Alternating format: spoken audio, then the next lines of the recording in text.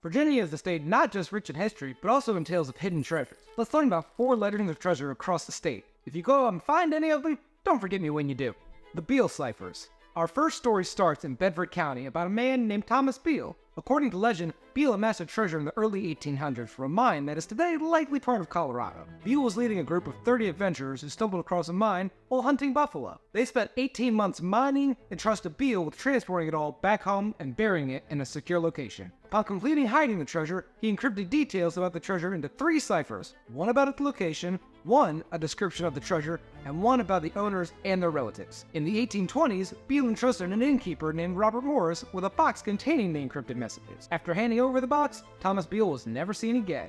Beale told Morris not to open the box unless he or one of his men came for it within 10 years. A letter was received from Beale, sent from St. Louis, saying that a key to deciphering the message would be sent, but it never arrived. Morris finally opened the box in 1845, and a while after that, gave the text to a friend before passing away. That friend spent nearly 20 years trying to decode the messages, but was able only to solve one of them using the Declaration of Independence as a key. It gave them details of the treasure and the general location. Based on the description of the treasure he was able to decode, it's estimated the treasure is worth around $43 million today. Since he couldn't solve the puzzle himself, he decided instead he'd publish the ciphers in a pamphlet, which he did in 1885. Of course, experts over the years have gone over the text thoroughly, trying to use many documents as keys, and come up with nothing. And have pointed out parts about the ciphers that don't really make sense. Zebulon Miller's gold. Let's head over to Lynchburg and learn about Zebulon Miller. Zeb's brother Samuel was a successful businessman who, when he died in 1869, left Zeb $3 million. Zeb would live another 16 years, so had plenty of time to figure out what he wanted to do with that money. I'm sure you've heard the saying, you can't take it with you when you go. Well, he sure tried.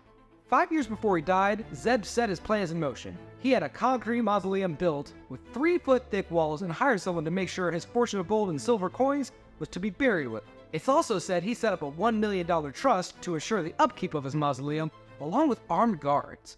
A security system has since been installed to replace the guards. There have been no reports of anyone trying to breach the system and break in so far. In case you were wondering what that treasure would be worth today, it said he was buried with about $2.3 million in 1885 when he died, would be worth give or take $72 million today.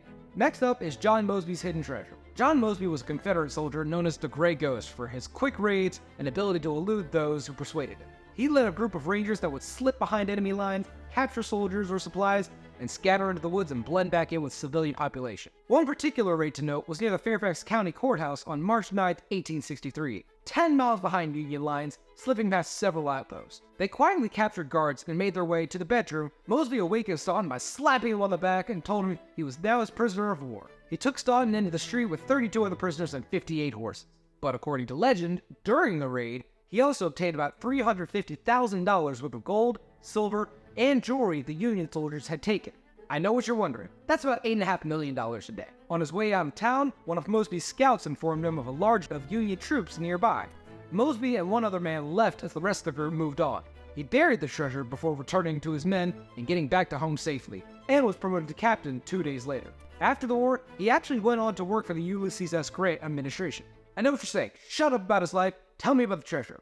One story states that he sent some men to go back and retrieve the treasure, but before they could get there, they were caught and hung by Union soldiers. It's unsure why he never went back for it, but allegedly on his deathbed said there were many valuables waiting in the Virginia countryside. Now let's head over to Fauquier County. William Kirk, a Scottish immigrant who was rumored to have been a pirate, settled near New Baltimore in Fauquier County, living a life of solitude on his farm, which is now called Snow Hill Farm. Kirk reportedly concealed a fortune of about $60,000 in gold and silver coins on his 386-acre property before his death in 1780. The exact location of the treasure was a secret he kept to himself, never revealing it to anyone, even his wife. Around a century later, a tenant working the land stumbled upon a pot filled with English and Spanish coins. Shortly thereafter, the farmer purchased his own land for $8,000 in cash. He claimed the pot contained only a few coins, obviously raising suspicions about the true amount he found.